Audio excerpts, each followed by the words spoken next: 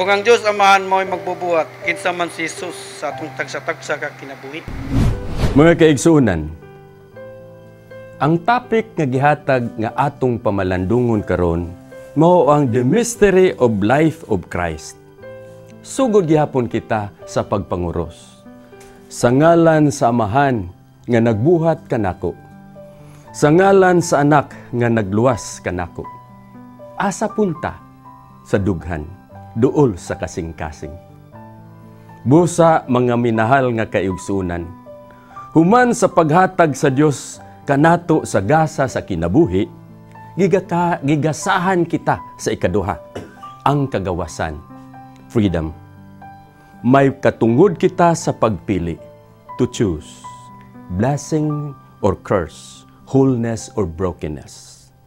It was brokenness that you have chosen, paradise lost. But you know, God has to protect His dream alang kanato so that paradise should be regained. Gipadala sa Amahan ang iyang anak pagluwas kanato. Gani, ang Amahan sa iyang pagpaambit ngadto sa anak sa iyang damgo, dunay panglantaw. Gitawag nato sa in English og vision. To build the new heavens and the new earth. Pero ang maong pagpanglantaw kung walay misyon, taphaw. The desire of the Father have to be fulfilled. The dream of the Father has to be realized. Desiderata. Panglantaw. Pero kung ang panglantaw walay misyon, tingali baya muhatod kini kanato og Mona Lisa. They just die there. They just lie there and they die there. Ang misyon sa Dios nga anak, the proclamation of the good news, the truth about life, healing of brokenness, mind, body, spirit, liberation. Ikatulo, komunyon, kahiusahan, usa ka naiusang katawhan balik sa Dios. Kita iyang mga minahal, restored, healed, forgiven, blessed. Ang pulong benediction, benedicere, gikan kana sa pulong Latin, bene, means good. Decere, dectio, meaning speaking or saying good things of someone. Taliwala sa atong kahimtang karon. Are we blessed? Hain ang Dios nga nagluwas ug muluwas kanato. Where is Jesus who saves us? Where is God? That is a wrong question. The right question is, when is Jesus? When is God? Usa ka batong leader sa youth ministry sa akong parokya kaniadto, miduol kanako mingon, Father, can you bless me?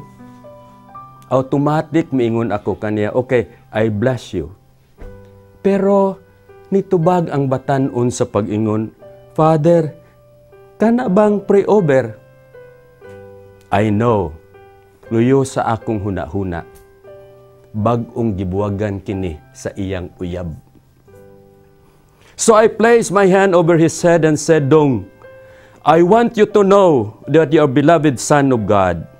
Bilhilhon sa iyang mga mata, ang imong pagkabuutan, bisan usahay sa imong mga sapot. Sa imong pagatiman sa imong mga igsoon, sa imong pagatiman sa imong lula, sa pagtudlo nimo sa imong isig kabatan-on sa choir. But I know, there are some sadness. There are some sadness in your heart. But I want you to remember, you are a very special person. Jesus loves you, even give Himself for you. You are deeply loved by Jesus and all the young people who are here with you in your presence. In the choir, in the blessing and joy for all of us. Trembling with tears, he said, "Thank you." Later on, I know that there are also some thoughts of self-destruction. He did not pursue his plan. He felt blessed. There was a deep affirmation of our true self before God. Munang mga igsoon, when is God? When is God when we fight negativity with our mind fasting? There are all fake news around. Facebook, Instagram, mga vlog ug uban pa. Laban lang. Blessings speaks the truth. And Jesus said, I am the truth. The course speak lies. Clear our lies from within. Claim blessing. We all need each other's blessings. We need to affirm each other and claim blessing. How? Prayer. We have the tendency to speak to God, but you know, the real work of prayer is to become silent and listen to the voice that said good things about us, about me, my giftedness and my ability to share, to affirm. Let us create a space and a time and silence in our lives amidst all what's happening around, all the fake news around. There is God when we are going to do that. Santa Monica would say, don't ever underestimate the power of prayer and don't ever underestimate your power to pray. Si Santa Teresa de Avila would say, nada ti turbe, let nothing disturbs you. Solo Diyos, basta. Mga igsoon, ipaambit ang atong panalangin. Ipaambit ang atong kaugalingon. Let us affirm one another. We are saved. We are children of God. Speak the right words in each and every one of us. Speak the truth. And I will say, Dios te bendigo siempre. May God bless you always. Amen.